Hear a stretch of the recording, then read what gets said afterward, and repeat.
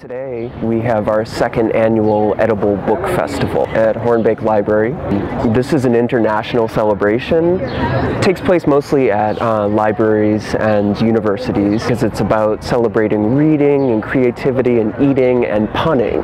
We're pretty excited this year. We have 26 people signed up to bring edible books. I think it's already a success. There's some great entries this year. We have three categories: Best in Show, Most Appetizing, and Wittiest. I'm counting the tallies and it looks like we have one edible book right now that's kind of running away with the lead in at least one, if not two categories. It's a global festival, so all over the world people are having these types of events and people are being creative with book titles and book puns.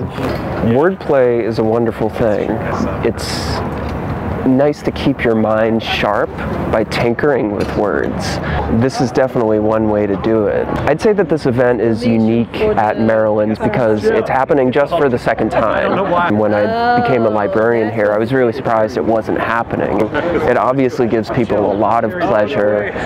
There's laughter, there's librarians mixing with the student populace. It's purely for fun. We're really trying to just create those informal contact points between staff and students that just can help morale and help build relationships, so that when students are needing help related to their research, they have more of a personal connection to the libraries.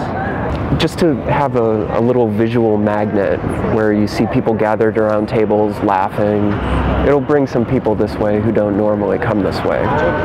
So we'd love to see more student involvement. We think it's a great way for students just to get to know some of the library staff in a kind of fun, informal setting. So I think the idea is to do it again.